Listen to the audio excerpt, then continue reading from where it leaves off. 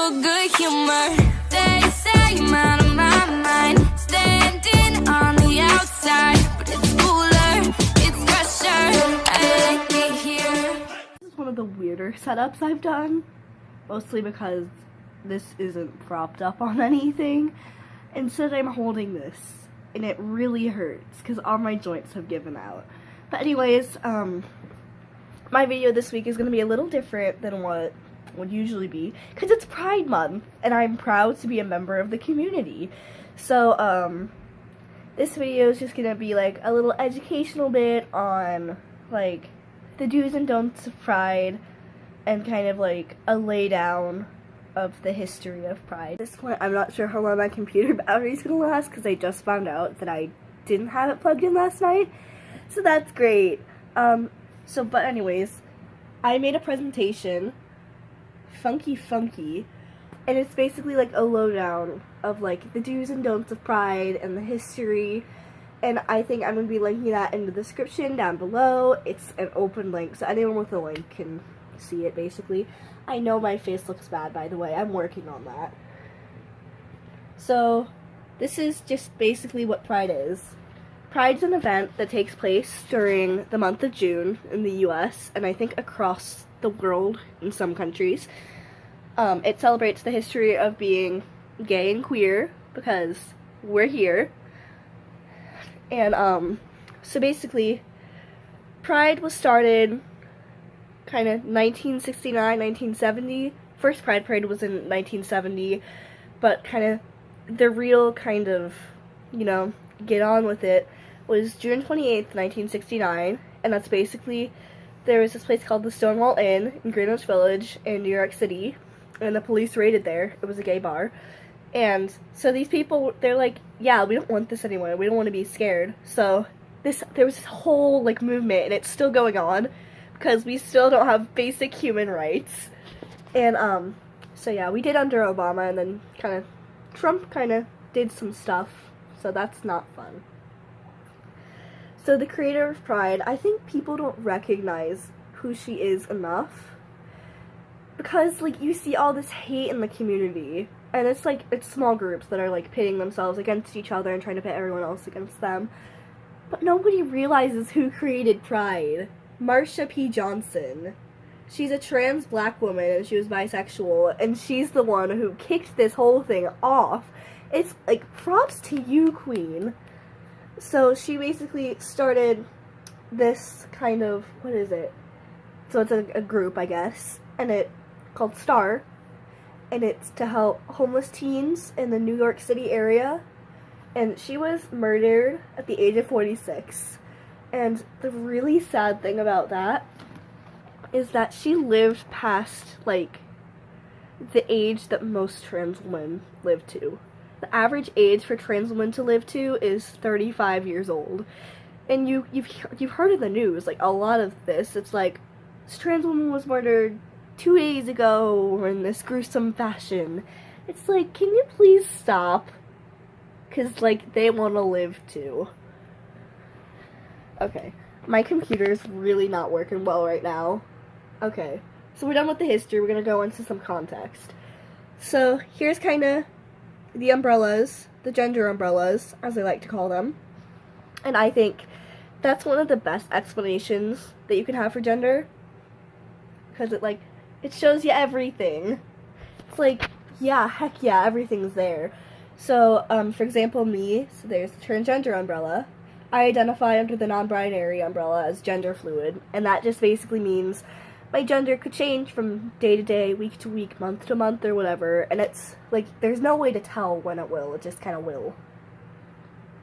And then there are some flags, there are a lot more that you can look up, but basically, it's like, here's some fun sexualities, and, I think my favorite one is the gay flag, because that one was actually the flag created for Philadelphia Pride, and it's meant to, like, they added the two stripes, the black stripe and the brown stripe, for people of color, because, you know, they're excluded in a lot of things, and I don't think that's fun. That's not good or fun or fresh, because, like, the creators of Pride were literally people of color. Like, come on, guys, have some decent respect.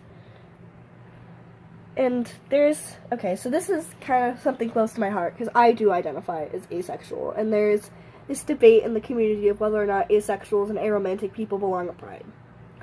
I believe we do, but because of, like, our attraction. So basically, being asexual means you don't experience sexual attraction. Being aromantic means you don't experience romantic attraction. So, like, basically what it is, whatever, can be applied to a lot of things.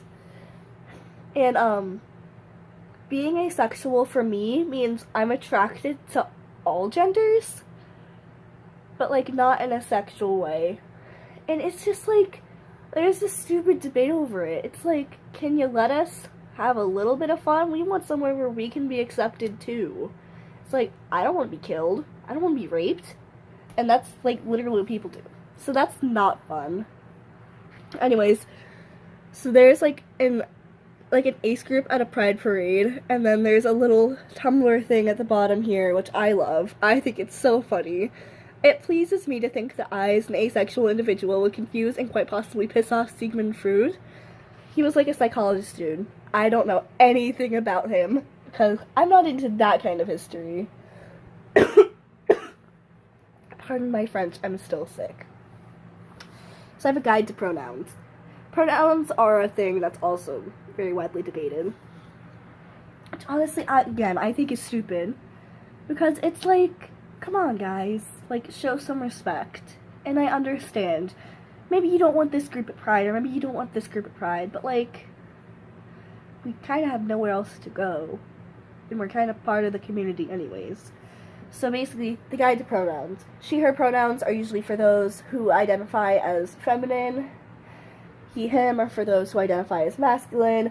They, them are the widely accepted neutral pronouns. I say widely accepted and no one uses them. They can be used by anyone of any gender. And grammar rules do apply. And I get a lot of BS from people about, like, you can't use those pronouns because of this and this. It's like, have you ever heard of basic anything? And then there are neopronouns, which is basically the same as they, them pronouns. They're less widely accepted. It's honestly, I don't believe in them, but if you use them, like, go off, sis. Like, it's not my place to determine, like, whether you're real or not. Oh, thank you, book. Okay, I have a thing about dead names that we're not gonna go with, because honestly, that's just the kind of thing that everyone should know. Like, if someone refers to themselves with their dead name, you should pay attention to who they're around, ask them, like, when it's acceptable or not to use that name, and if they're, like, completely out, and they've changed their name and everything, and they use their dead name, it's always in the past tense. I don't think that's something that people understand. So anyways, that was, like, a basic laydown of the history of Pride, and, like, gender, and all that kind of stuff.